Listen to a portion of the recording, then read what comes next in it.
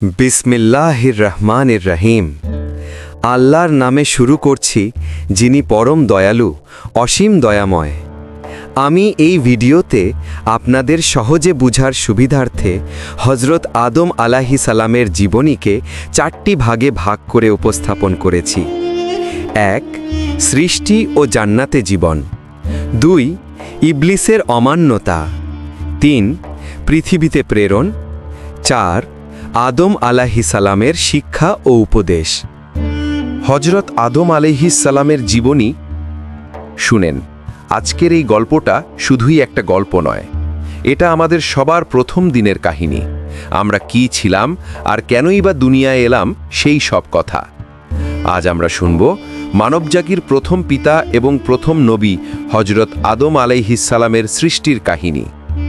আল্লাহর সিদ্ধান্ত, পৃথিবীর বুকে খলিফা। আজ থেকে বহুত বছর আগে, যখন পৃথিবীতে মানবজাতির কোনো অস্তিত্ব ছিল না, আল্লাহ সুবহানাহু ওয়া তাআলা ফেরেশতাদেরকে তার এক ইচ্ছার কথা জানালেন। আল্লাহ বললেন, আমি পৃথিবীতে একজন খলিফা, প্রতিনিধি সৃষ্টি করতে যাচ্ছি। এই কথা শুনে ফেরেশতারা কি বুঝলেন জানেন?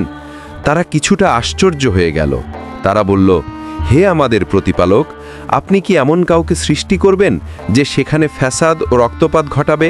অথচ আমরা তো আপনার প্রশংসা ও পবিত্রতা বর্ণনা করছি। ফেরেশতাদের এই জিজ্ঞাসার জবাবে আল্লাহ তাআলা বললেন, আমি যা জানি তোমরা তা জানো না। এই আয়াতে আল্লাহ বুঝিয়ে দিলেন যে তিনি তার বান্দাদের মধ্যে এমন কিছু বিশেষ জ্ঞান ও ক্ষমতা দেবেন যা ফেরেশতাদের নেই। আর কি কমু, আল্লাহর এই সিদ্ধান্তের মধ্যে ছিল আমাদের সবার সৃষ্টি হওয়ার রহস্য। আল্লাহ তাআলা হজরত আদম আলাইহিসসালামকে মাটি থেকে সৃষ্টি করলেন। বিভিন্ন সহিহ হাদিসে এই কথা বর্ণিত হয়েছে যে আল্লাহ সারা পৃথিবীর নানান ধরনের মাটি সংগ্রহ করেছিলেন। এই মাটির মধ্যে ছিল সাদা, কালো, লাল এবং আরও অনেক রঙের মাটি। কি বুঝলেন? এই কারণেই পৃথিবীর মানুষের গায়ের রং, চেহারা ও স্বভাব একে অপরের থেকে ভিন্ন হয়। এই তথ্যটা আমাদের জন্য কতটা গুরুত্বপূর্ণ, তাই না? এরপর আল্লাহ নিজ হাতে মাটিকে একটি সুন্দর আকৃতি দিলেন, যা ছিল মানব আকৃতির। কিন্তু তখনও তাতে কোনো প্রাণ ছিল না। আল্লাহর এই সৃষ্টি ছিল এক অলৌকিক ব্যাপার।